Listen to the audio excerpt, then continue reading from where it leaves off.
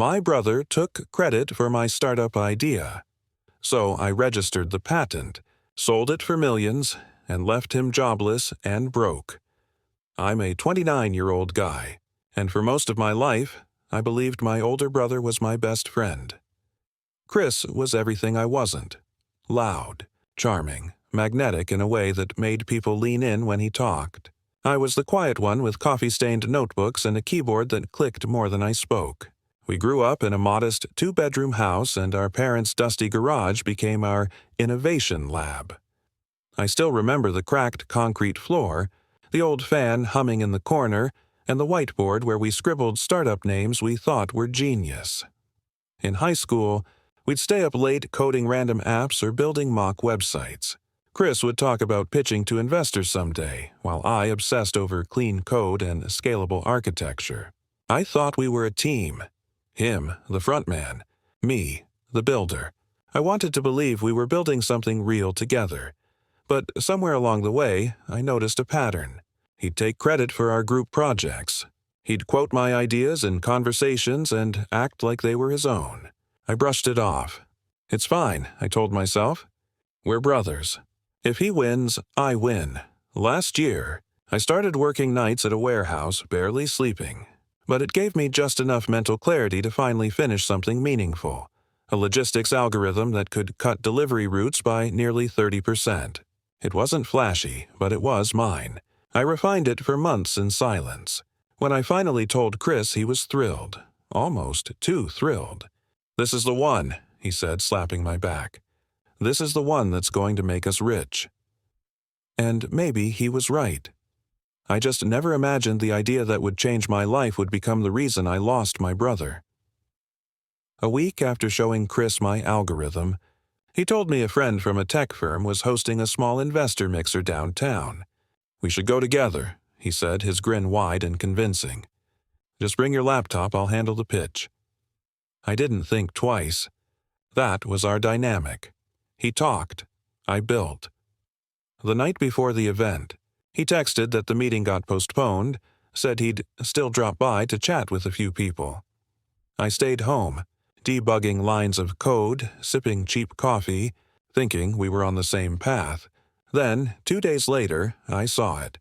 A photo of Chris standing on stage at a tech convention, microphone in hand, a massive screen behind him displaying my algorithm. The caption read, "Chris Weller, founder of Delivery Core." My stomach twisted. I clicked through the comments, people praising his vision, calling him the next big disruptor. My chest burned as I stared at the interface I'd designed, my variables, my roots, my logic, all paraded as his brilliance. I called him immediately. "Chris, what the hell is this?" I demanded. "Relax," he laughed. "It's just an early pitch. You'll get credit later. Investors need a clear message, not a messy tech story." "My code is not a story," I snapped. "It's my work," he sighed. "You're being dramatic, man. This is for both of us." Later, when I tried explaining it to our parents, my mom said softly, "Your brother's just better with people. You should be proud he's representing the family." My dad nodded. "You'll get your turn." But I knew deep down this wasn't representation. It was robbery dressed as ambition. And for the first time, I felt something crack between us that couldn't be patched with brotherly loyalty. That night, I didn't sleep. I just stared at my code and realized this wasn't just betrayal. This was theft. I spent the next morning digging through my laptop like a man possessed, searching for timestamps, drafts, commit logs, anything that proved this was mine. GitHub commits, version history, annotated comments in the code. Every piece was there. I wasn't paranoid anymore. I was certain. Meanwhile, Chris was all over LinkedIn, posting clips from his founder keynote, getting likes from local VCs and tech bros who used to ignore us. I watched it on mute. He was smooth, talking about revolutionizing last-mile delivery with proprietary tech. Proprietary. That word made my hands curl into fists. I confronted him again, this time in person. I met him outside his co-working space. "You need to fix this," I said. "You stole everything." He didn't flinch. "You're overthinking it," he said casually, like we were talking about chores. "You're the back-end guy. You build, I sell. That's how this works." "You didn't build anything," I said. "Not one line." Chris tilted his head and smiled like I was a child. "Then why didn't you patent it?" That silence between us? It was louder than any fight we ever had. When I told my parents, again, my dad just shook his head. "You always get so emotional about these things. Just let him take it to market." And my mom? "Honey, Chris is your brother. Don't make this ugly. You'll get credit eventually. Eventually." That word stuck in my throat like a splinter. It was the moment I realized I could build the future and still be invisible in my own family. Chris didn't just steal my idea. He knew no one would defend me. Not even the people who raised me. That night I stopped trying to convince anyone. I backed up my files, encrypted everything, and stared at the blinking cursor on a new document. No more talking. It was time to play the game the way Chris did. I didn't know the first thing about patents. All I knew was that if I didn't act fast, Chris would make this theft permanent. So I stayed up late after my warehouse shifts, scouring forums, watching dry legal webinars with cracked audio, and emailing patent attorneys who either ghosted me or quoted fees I couldn't afford. My fingers ached from typing, but I kept going. Each night, under the blue glow of my laptop, I built a digital trail of ownership. Diagrams, proof of concept, usage flow, annotated builds. All in my name. I found a solo practitioner online, Ms. Lee. She responded at 2:13 a.m. "Your documentation is airtight," she wrote. "We can file a provisional patent first, buy some time." It wasn't cheap. I drained my savings, every dollar I had from overtime shifts and birthday cards from relatives. I didn't tell anyone. Not my parents, not Chris, no social posts, no venting, just silence. The day we filed, Ms. Lee called me. "Congratulations," she said. "You now own it, legally." Meanwhile, Chris was everywhere. Podcasts, YouTube interviews, even a local newspaper article that called him the mind behind Delivery Core. The rage should have consumed me, but it didn't. It hardened me. He texted me that week. "Investors loved the pitch. We're going to kill it. Let's talk roles soon." I didn't reply. I started refining the algorithm even further. Quietly. I stripped out anything Chris had seen, wrote cleaner functions, introduced predictive route batching, my secret weapon. I wasn't building for applause anymore. I was building for a reckoning. My parents assumed I had moved on. Chris thought I was pouting, but I wasn't sulking. I wasn't bitter. I was loading the chamber.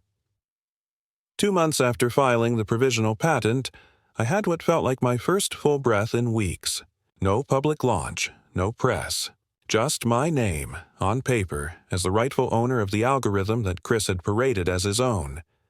But I wasn't done. I rebranded everything. New UI, cleaner UX, a private demo portal locked behind two-factor auth. I stopped calling it a startup and started treating it like what it was: leverage. I registered a new LLC under a quiet, unrelated name. The logo? Just a single dot in a minimalist font. Clean, anonymous, intentional. Every spare hour after work, I ran tests. Tweaked the back end. Optimized runtimes. I added features Chris didn't even know were possible. Dynamic heat mapping. Cold chain compatibility, and a predictive dispatch module that made couriers look psychic. Meanwhile, Chris kept posting about Delivery Core like it was already a unicorn. I watched from burner accounts as he pitched to early-stage VCs, shared office selfies, and tweeted quotes like, "Innovation only happens when you bet on yourself." He had no idea I'd already bet everything. Then came the first bite. An exec from a mid-tier logistics company messaged my demo inbox. "Hi, noticed your model. We're looking to optimize regional routes. Can we talk?" I met him in a quiet cafe across town. No logos, no fanfare. Just coffee and curiosity. He didn't care that I wasn't flashy. He cared that the numbers worked. I ran the demo from my laptop. His eyes widened. "This is more robust than half the stuff we've paid consultants for." I didn't brag. I didn't gloat. I just said, "It's proprietary." He smiled. "Let me know when you're ready to license." Chris thought I was sitting at home, sulking. But I wasn't sulking. I was laying the first brick of the empire he thought he stole. I should have known Chris wouldn't stay blind forever. One morning, I got an email from a burner account with no signature, just a subject line. He knows. Attached was a screenshot. My pitch deck. The private one I'd only shared with 2 people, both former classmates I trusted. Slide after slide of my updated algorithm, my proprietary logistics flow, even my new branding. I felt my stomach drop. Minutes later, Chris called. "Nice little project you've got going," he said, voice cold. "You forget who made you relevant." "I didn't forget," I said. "I just stopped giving you credit you never earned." He laughed. "You're in over your head. You're playing businessman now? Cute. You used my foundation." "No, Chris, you used mine, and you stole it." He hung up. That afternoon, my inbox started lighting up. Mutual connection suddenly unavailable. Investors who once showed interest pulling back without explanation. Chris was poisoning the well, fast. I called one of the connections who ghosted me. "Look," she said, uneasy. "Chris is telling everyone you're building off stolen IP, that you took code from Delivery Core after your fallout." I don't know what to believe. That moment hit harder than I expected, not because I doubted my case, but because I realized how easy it was for someone louder to rewrite the story. I forwarded her my patent documents. She never replied. Even my dad texted, "He's still your brother. Maybe try talking it out before it gets ugly." Too late. It was already ugly. Chris didn't just want to steal my idea. He wanted to bury me with it. But I wasn't afraid anymore. Because for the first time, he was playing defense. This was the part no one warns you about. When you're right, but you're alone. Within a week, I'd lost 2 investor meetings, 1 trial client, and a job offer at a logistics firm I'd quietly applied to. My name was starting to carry weight, but not the good kind. Chris's lies were sticking, and silence, mine, only seemed to validate them. I tried calling my old college buddy, Liam, the one who had access to the original demo deck. Voicemail. Then blocked. I sat in my dark apartment that night, blinds drawn, half-eaten takeout on the table, code blinking on my laptop like it was mocking me. This wasn't just professional sabotage. This was personal erasure, my mom called. "You and Chris need to stop this nonsense," she said, her voice tired. "Why can't you both just build it together?" "Because he stole from me." She hesitated. "He said you changed, that you're making things worse just to spite him." Even she couldn't see it. It hit me then. Chris had always been the golden boy, the story everyone wanted to believe. I was just the background character, the nerd, the helper. The next day, I tried reaching out to one last contact, a legal consultant who'd briefly shown interest in my patent. No response. I opened LinkedIn to find a post from Chris. Delivery Core is cleaning house. Sometimes you have to cut toxicity from your life, even if it's family. The likes poured in. I shut my laptop. Sat there in silence, and for the first time in years, I felt hollow, not angry, not bitter, just numb. This was my rock bottom, not just because of what I'd lost, but because it proved how easy it was to be erased. I could have let it end there. But pain has a way of sharpening your purpose. I didn't touch my laptop for 3 days. I went to work. I stocked shelves. I came home. I sat in silence. The algorithm sat on my hard drive like a relic of a life I was stupid to believe in. But on the 4th night I checked my inbox, and there it was. A message with no subject line. Just a name I barely remembered. Richard Hale. We'd met briefly at a startup conference 2 years ago. He was older, mid-50s, gruff, the kind of guy who didn't care about hoodies and hype decks. His message was short. "Heard your version of the story. Can we talk?" We met at a diner off the freeway. No laptops. Just old-school conversation over burnt coffee. I told him everything, from the garage to the betrayal to the patent. He listened. Not once did he interrupt. When I finished, he leaned back and said, "Your brother's a showman, but smoke doesn't move freight. Code does." He offered me funding, nothing huge but enough to breathe, enough to build. The only condition? Chris doesn't get a dime. If he's in, I'm out. I agreed on the spot. We formed an LLC together, under a new name, one that didn't sound like a startup, just a solid logistics firm. No press, no noise, just numbers. We onboarded 2 clients quietly. I rebuilt the infrastructure. Richard handled the operations, and this time I wasn't scared. I had contracts, NDAs, clauses, ownership. Chris had poisoned the pond, but Richard brought a new one. Clean, deep, private. No one online knew what I was building now. No tweets, no demos, no stolen decks. And that's when I realized I wasn't trying to prove anything anymore. I was finally building for myself. By the time we signed our 3rd client, the first cracks had started showing in Chris's empire. At first, it was a quiet rumor. Delivery Core's backend didn't match the pitch. One client posted anonymously in a dev forum, calling the system clunky and full of dead ends. Another dropped them after weeks of delayed updates and broken dashboards. Investors started asking questions Chris couldn't answer. Turns out, Charisma doesn't debug broken code. Meanwhile, our system ran like a machine. Clean routes, predictive batching, live tracking that actually worked. We didn't promise magic. We delivered logistics. Word spread in whispers. Clients started finding us, and when they did, they weren't just curious. They were angry. "We paid thousands for Delivery Core's vaporware," one of them told me. "Your demo worked in 5 minutes." I watched quietly as Chris tried to pivot, new branding, new buzzwords. But the back end was still mine, and now he couldn't fake it. Then came the email from his legal team.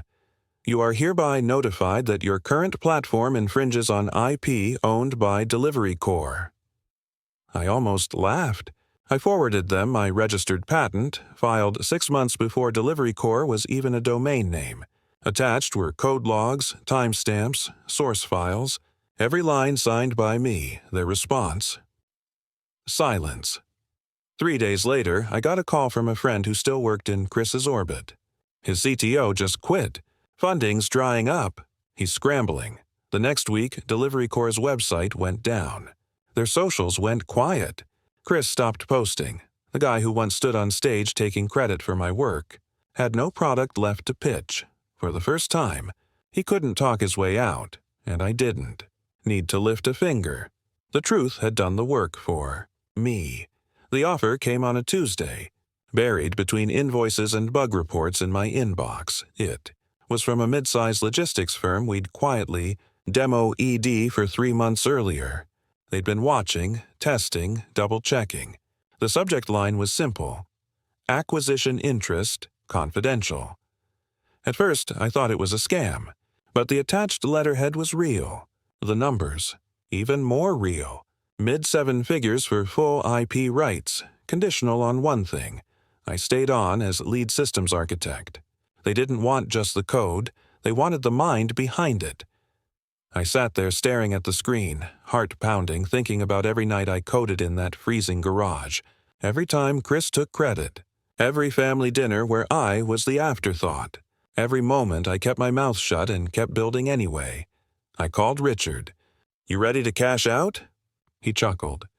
"Kid, I was born ready."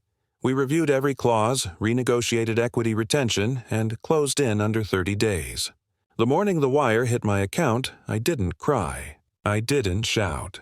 I just stood there, staring at my balance like it didn't belong to me. Then I did one small, quiet thing. I bought the expired domain, deliverycore.com. It cost me $24.99. I set it to redirect to a blank white page with one line of text at the bottom. Ideas can be stolen. Legacy can't. I didn't tell Chris, didn't text him, didn't post it anywhere. But I know he saw it, and I know he knew what it meant, because that was the difference between us. He built his future out of noise and lies. Built mine in silence until it spoke for itself. Chris tried to hold on, but by then, no one was buying the act. One by one, his investors went dark. The LinkedIn post stopped. The podcast invites dried up. The founder, who once stood on stage with a mic and my algorithm, now had nothing to pitch, no team to lead, and no one left to charm. Our parents finally called me. First, it was my mom. Chris is going through a rough patch. Maybe you could help him out. Just for now. I stayed quiet. He's still your brother, she added softly. Then my dad, more direct. You got what you wanted. Now, be the bigger man. But they still didn't get it. This wasn't about revenge. I wasn't the villain in some family drama. I was the guy who'd been told to shut up, play nice, and be grateful while someone else cashed in on my work. And I did, for years. Until I didn't. Chris texted me that night. Just one line, you were always the quiet one. I never thought you'd win. I didn't respond. I saw him once after that, months later, in a parking lot outside a rundown co-working space. He looked smaller somehow. The tailored suits were gone, replaced by a wrinkled hoodie and tired eyes. He didn't see me. Or maybe he did and looked away. And maybe that's what burned him the most. Not that I beat him, but that I didn't need him anymore. He built his identity on being the golden boy, the face, the favorite. And now, stripped of my work, he had no spotlight left to stand in, and I wasn't about to offer him mine. I work out of a small, quiet office now. No neon signs. No ping-pong tables. Just whiteboards, strong coffee, and a team that knows how to listen before they speak. Most days I walk in, sit down, and code like I used to in that garage. Except now, no one's watching over my shoulder waiting to steal the spotlight. Sometimes I catch myself staring at the plaque on the wall. United States Patent number 10XXXX. My name. Just mine. People always ask if I got revenge. I didn't. I didn't out-hustle Chris to destroy him. I didn't file lawsuits or write exposés. I didn't call our parents and scream, I told you so. I just built what he never could, something real. Because the truth is, he didn't just take my idea. He took my confidence, my trust, my belief that loyalty meant something. And I spent years thinking I had to prove myself to him, to them, to everyone. But I don't anymore. I get messages now. Young developers, bootstrapped founders, people who've been stepped on by louder voices. They ask how I made it, how I survived being erased. I tell them the same thing every time. You don't fight fire with fire. You build something that doesn't burn. He took my idea. So I took my power. I took back every late night, every silent sacrifice, every time I was told to sit down and wait my turn. I turned them into code, into contracts, into something no one could take from me. Again, there's a USB drive in my drawer labeled Delivery Core .old.zip. I haven't opened it in months. I keep it. They're not out of nostalgia, but as a reminder, the day I stopped trying to prove myself to my brother was the day I finally became someone worth proving.